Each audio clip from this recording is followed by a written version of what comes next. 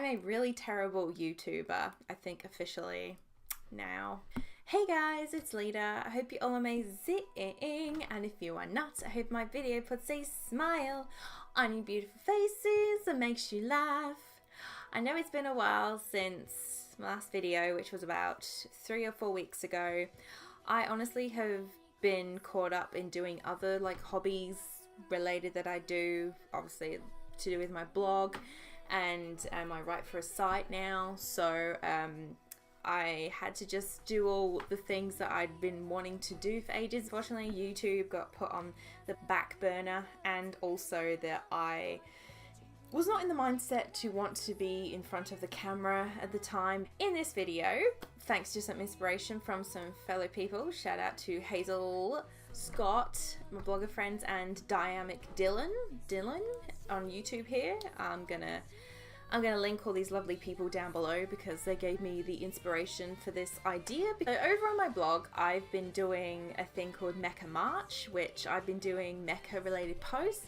Now, if everyone's been around here for a while, second favorite anime genre is mecha, which is completely different to number one is romance, and then it's like a 180.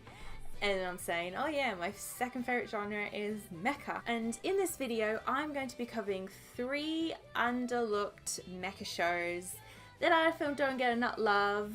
And as we know, it's the mecha genre, I feel, just probably within the last year or so, I don't feel it's gotten enough love. So without further ado, let's get right into these 3 that I absolutely love and that are hidden gems within the mecha treasure chest. So the first mecha series that I will be talking about is one that I first ended up hating. This is going back a few years. I watched probably the first few episodes of this series and I really couldn't get into it. I found it confusing in what was going on. After that, I kind of dropped it.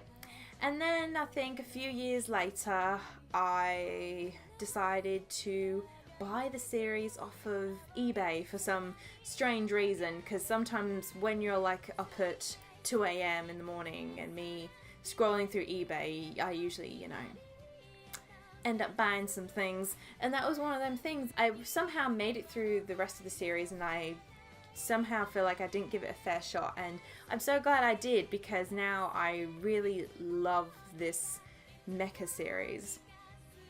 And that is called Star Driver. And Star Driver is about 25 episodes long and it's by Studio Bones. The best premise I'm going to give you about Star Driver, I will do my best, because when it comes to mecha genre in general, some people get completely turned off the genre because there's a lot of complicated talk, I call it. All the fine details about the mechas themselves, if it's a military-based mecha series, or how the missions and operations go. Keep this as simple as possible for you guys. So the premise of Star Driver is about a guy named Takuto, and he ends up washing up on shore on this island called Southern Across the Isle. It's kind of weird how the anime starts. It is, and he ends up attending the high school there. It just seems like this paradise of an island in the middle of nowhere, you think. And then underneath it all, there is a secret organization which has such a fabulous, catchy name, Glittering Crux Brigade. First I was like, what? The Glittering Crux Brigade. And they are plotting to take over the island to try and uncover or unseal the power of our mecha robots called Cybodies. Cybodies can be controlled in this time dimension called Zero Time, and the only way to break the seal to possess the power of the Cybodies is they have to break the seal of the 4 Shrine Maidens, because there's about 4 girls in Takuto's high school that are the Shrine Maidens. So Takuto is known as the pretty galactic boy, but he's the main one that ends up being the protector of all these 4 Shrine Maidens. He ends up befriending one of the Shrine Maidens with Wako. That's how I want to say her name. So that's the best premise I can give you of the story, honestly. It took me a long time to get my head around in what this series was about. I don't know what it was that turned me off Star Driver in the beginning, honestly. First thing I need to mention is the animation to Star Driver is so dazzling, is how I would describe it. It is absolutely dazzling. It's so bright, so colourful. It comes to like the side body like battles. I just love it when it gets to Takuto's bit when he transforms. Like he transforms into this like shui, like he's ready to go to a ball, and his side body is so cool. Oh my god, he looks like a musketeer in a way. He's like got like his side body is an interesting mecha design, and I absolutely love it. It's like he's got like a little feather coming out of it, the top of his head. He like has these like galactic type swords which look like from Star Trek, and he even how in all of his movements, his side body's movements is like so swift and like valiant, and it's so, with the animation and that put together, it's just like so like dazzling and entertaining to watch, and I just get excited every time Takuto was about to, you know, get in battle mode. The side body's mecha designs are incredibly fascinating, they are, and very out there, very, very out there. Honestly, some of the characters, like especially in the enemy side of things, like Glittering Crux Brigade, which is, you know, such a farcy kind of name. Some interesting personalities which make you go, what the hell? Like, what's your deal? And that's what a lot of the characters in Star Driver are like. Except for like the main group, which is of Takuto, Sugati and Wako. They're the most normal. Everybody else is very quirky, and some of the time there is a bit of confusion. What is going on? Some of the times are like, what the hell? Interesting to like watch all these people, like how they live their lives on the island during like high school, trying to go from being in high school, then in 1 minute they're just thrown into being in the zero time dimension. The next second there's a battle going on. It's crazy, honestly, and I really love that Star Driver. It's very out there in its animation style, very bold, very bright, and also in its you see it in its mecha battles as well. They're very, very entertaining to watch. Takuto himself, the main protagonist, I love his character. It's just, he's so optimistic all the time, and he's always, nothing ever seems to get the guy down, and I love it when he goes into his transformation. Seriously, the hair, the red and yellow hair, like it becomes a massive thing in the series. So Star Driver definitely stands out in animation and mecha designs, definitely. But yes, definitely Star Driver is like mecha kind of slash slice of life in a way, because as I said, in between everybody is, you know, you're seeing everyone how their life is on the island. There's like some love triangle drama, but I'm not gonna spoil that too much. I definitely think anybody should give Star Driver a go. Crazy good time in my eyes it is. And the second series that I'll be talking about is one that I did a mecha collaboration on with my blogger friend Scott, which was a lot of fun, and we ended up watching this series and we ended up answering some questions on it we asked each other.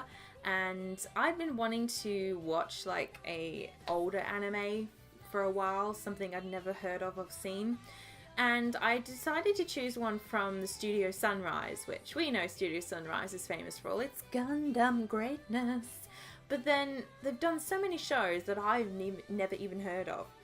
And I decided to take the plunge and just randomly pick one, and I ended up choosing Buddy Complex. Buddy Complex is about 13 episodes long, including a final 2 OVA final part for the series. But just for the record, the series deserves really a second season, which is what I really wanted. And the premise of the story is something you probably typically heard, that a character goes to a different time. We have our main character Alba, who's just a regular high school student, and then out of nowhere one of his fellow students in his class, known as Hina, next minute there's this massive robot that's come out of nowhere. She gets in her robot, she battles it, then somehow she ends up saying, oh, she's been watching Alba for years and years, and that Dio is waiting for him on the other side. in the future. So she ends up sending him through a time portal, where in the time portal he ends up inside the cockpit of a mecha robot. That's how the story kind of starts. And he has no idea how to pilot, what's going on. And there he meets Dio. I thought Dio was a girl. I thought. No, it's a guy. And Albert is thrown into where he's gone 70 years in the future. And everybody he knows is like, well, dead in that time period.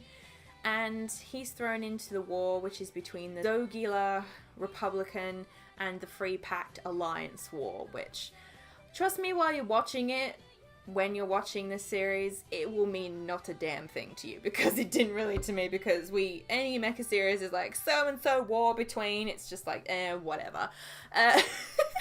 That's kind of how I feel sometimes when I'm like watching mecha shows. Albert ends up being reunited with Hina, but she is on the enemy side, and she has no idea who Albert is. Dio has no idea who Albert is, and he's left in confusion about how past Hina told him that Dio was waiting for him. So that's kind of the basic premise of the story. Buddy Complex is a bit slow.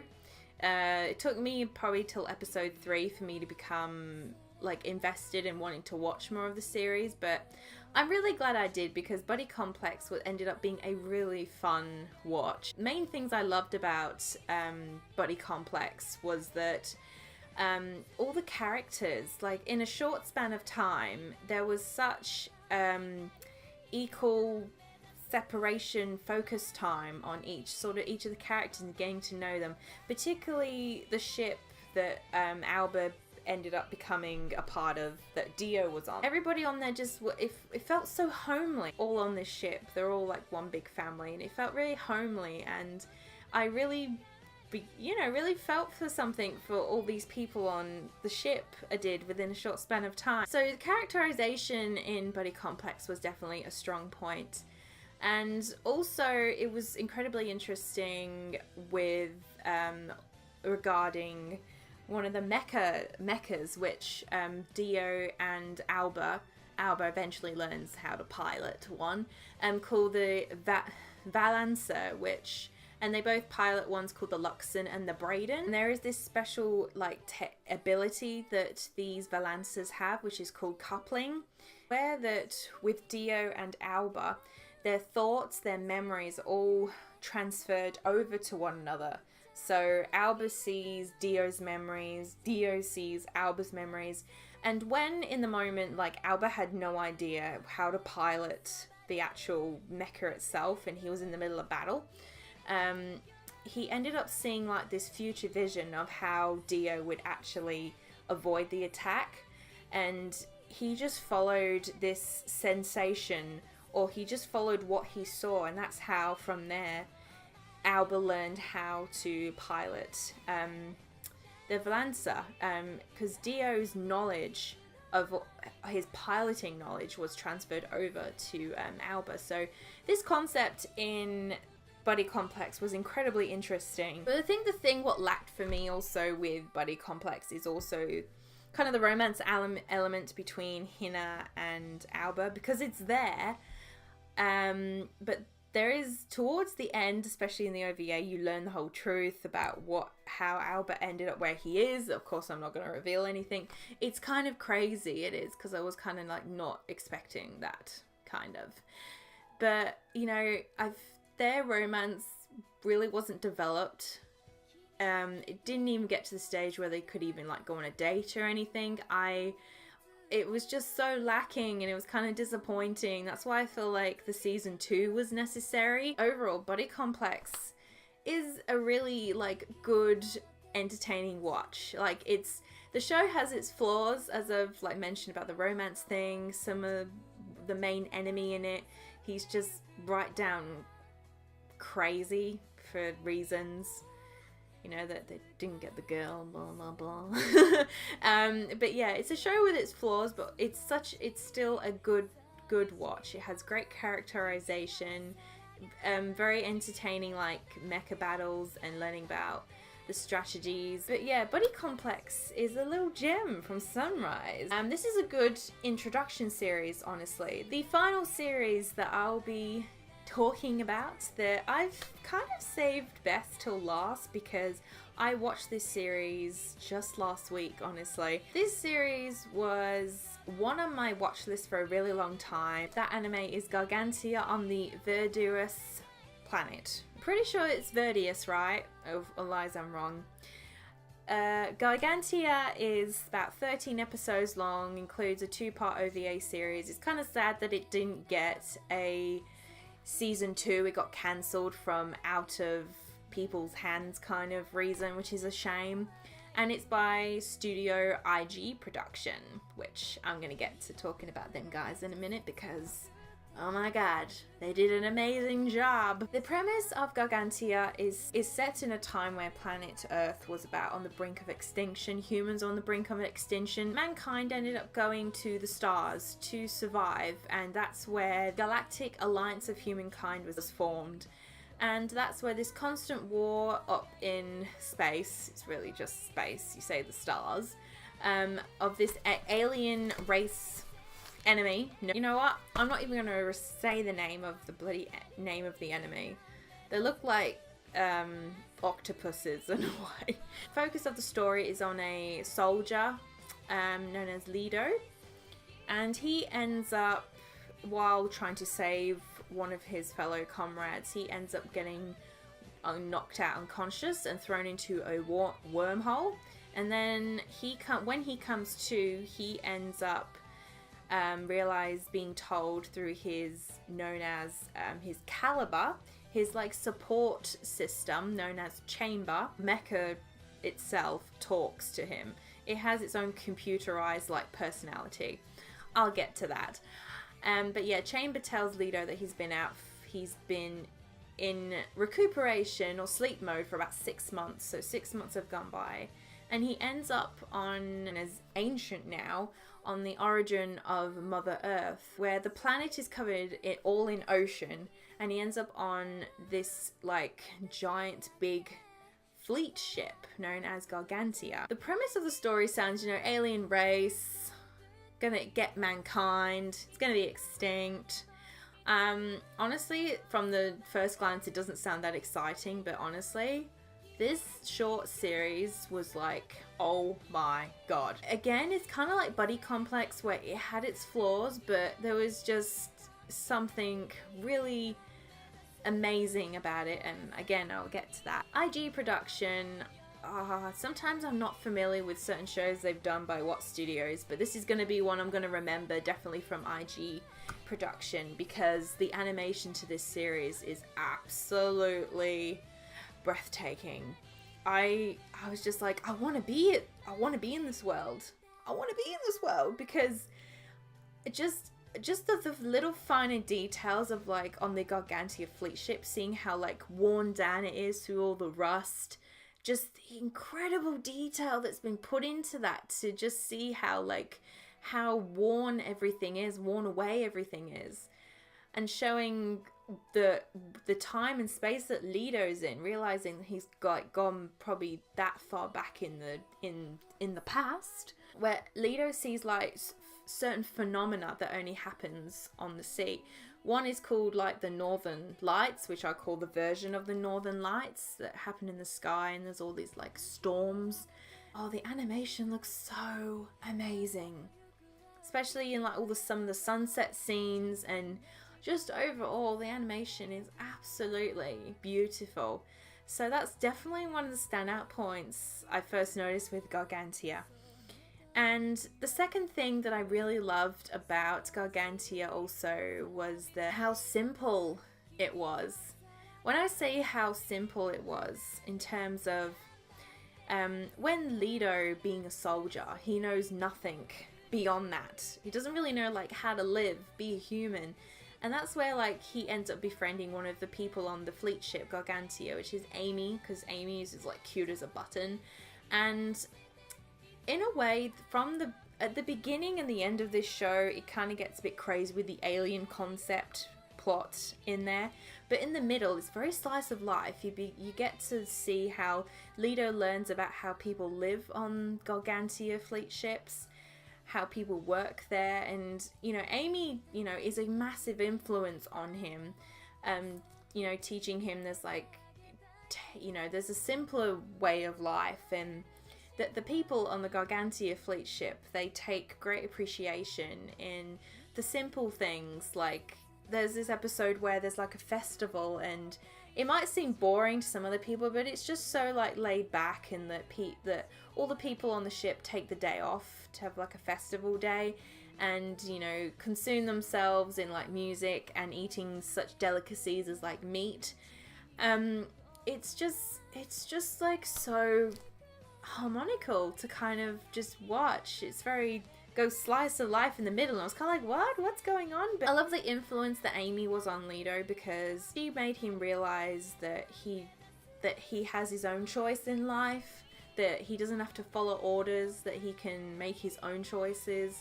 And I really loved that concept, and especially the only other influence that was on Leto was actually his Mecha chamber itself. When I said chamber has a computerized personality, there was this bond that Leto had with his Mecha chamber, which is so hilarious when Leto is asking him so many questions, and some of Chamber's responses are absolutely hilarious. And I just found it very, very funny. It's very weird, but very funny. I just loved that Gargantia invokes, I feel, the message about the simpler things, taking appreciation for the simpler things in life, and I thought that was really, really beautiful, to be honest. Probably the thing that lets down the series is the alien plot concept with the war going on, because towards the end, the alien concept comes back, you know, the war and everything. One of like Leto's comrades appears out of nowhere, and chaos, you know, happens, and it kind of is a bit ridiculous and stupid. Honestly, it is, because there's this good flow going, and then there's just this chaos just starts. You know, the origins of mankind kind of talk. It goes into a lot of detail, and I kind of got a little bit bored of it after a while. So honestly, I felt it was kind of lost in transition in a way, the whole kind of alien plot concept. So I think somewhere that got lost in the plot a little bit. But other than that, Gargantia is such a gem. Like, it really is. And I feel bad that it's hardly like ever talked about. Yeah, Gargantia was just such a warming watch, and I absolutely loved it, and I think it's my favourite out of this list is. But still, I would recommend it as a good introduction, just like Buddy Complex. Don't worry about the whole alien plot concept that's in Gargantia, even if you get lost in a bit of it. All I ended up focusing on was Leto and how he tried to adjust to the place that he was in, and that he knew he couldn't go back home. He had to just live with trying to adjust to where he was now on Gargantia. If you just focus on that, then still Gargantia is a great watch in general. I hope you guys enjoyed some mecha talk for a change. I'm glad I got to cover at least 3 shows. Honestly, if there's going to be like a top 10 or a top 5 list, oh my god, I think I would be sitting here talking here forever. That's why I break it down to like 3. That's why. There probably will be another maybe underlooked mecha video at some point, but I feel like talking about 3 is enough just to give the scope of why I loved it, what's interesting about it. But I just hope you enjoyed this video, and also I would really like it if you guys just let me know honestly down below if, you know, maybe you'll check out one of these shows if I've like piqued your interest. And yeah, that's all I got for now, and as always, don't forget to subscribe. And if you want to keep up with my anime antics, you can follow me on my blog at Lita Kino Anime Corner. And you can follow me on Twitter at Kino Reviews, where I am all the time. Just follow me on my Twitter. I will always say when I'm going to put up a new video. Yeah, I'll see you in the next one. Bye!